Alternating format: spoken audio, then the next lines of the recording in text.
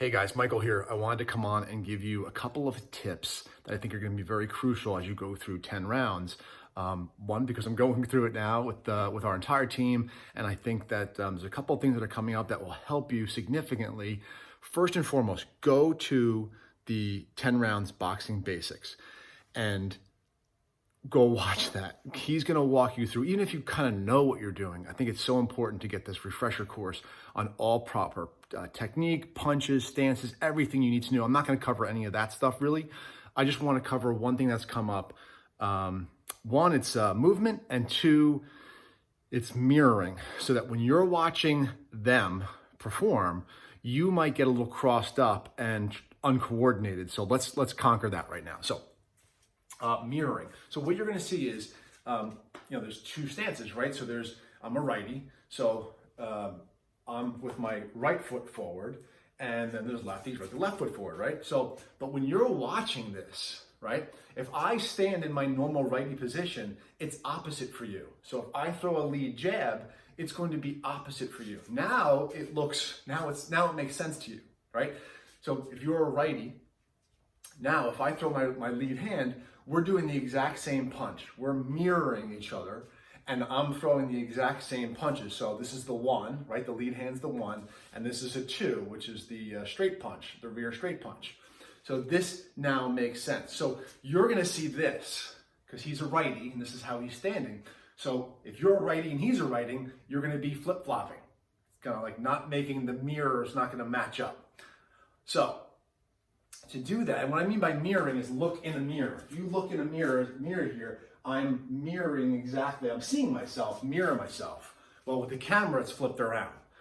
So to avoid that confusion, don't watch the screen the whole time. You just need to know the numbers. You need to know that, and I'm gonna mirror you now, because I'm assuming you're a righty, and most people are.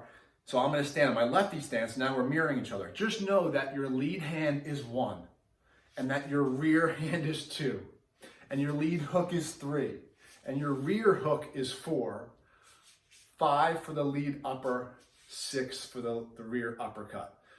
So that you just need to know the numbers. If you're watching the punches, sometimes you get messed up, confused, because we're not mirroring each other, okay? Hopefully that makes sense. The other thing that's tricky for people is the rolls, because he's saying roll forward. Well, if I stand like this and roll forward and back, sometimes it's hard for you to pick up which direction he's going. So take a quick look to see, is he rolling forward, or is he rolling back, or is he slipping back, or is he slipping forward? And if you do that, and I'll mirror you again if you're a righty, if you do that, you won't get as confused. And the other tip would be, if when you roll forward, he will throw the punch off the way he's going. So if he rolls forward, know that the lead hand will be the next punch almost all the time, right? So he'll be rolling forward and he'll be throwing that number 3 hook, that lead hook. So if I'm rolling back, it'll be either that straight punch, which is the number 2, or it might be the uppercut, that number 6. So again, whether you're going forward or back, just know that if it's going back, it's going to be that. And I'm trying to mirror you here if you're a righty. Those are the biggest tips. The other big tip I'll just give to end this is snapping your punches. Let me move back up here so you can see my feet. Is snapping your punches. So he talks about stepping. I like to pivot as well. So, and here's I'm trying to line up with the TV here. If I just punch out, that's the range I have. If I pivot, I get more range without stepping off balance, without leaning forward to lean for the punch. Same thing with the rear. If I extend the arm and now I pivot the hips, like I'm trying to pivot out, putting out a cigarette. Not that any of us are smoking, but that motion, right, of grinding your foot into. So if I'm here and I pivot, I get more range. So you want your hands nice and loose and then tight on impact, like you're whipping a towel. So I see a lot of people not, because you engage all the muscles and all the core when you really snap out, as opposed to just throwing your arm at the same speed, I'm snapping and breathing, obviously, and pivoting. Same thing with the rear.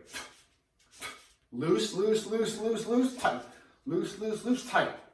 As opposed to just holding a fist tight and trying to do this. It's hard to be fast with a very tight, tight, tight muscle. So I'm loose and then tight on impact. And everything gets super tight when you do that, really tight. So it's tight and snappy.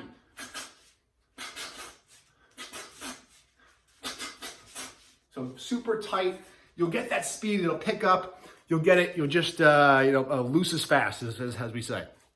Hopefully this was helpful for you. I think the biggest thing is the mirroring thing, to make sure that you understand that the lead is always going to be a 1. The rear is always going to be a 2. Whether I'm standing this way or this way, just listen to the numbers. All right, guys, 10 rounds. Go get them.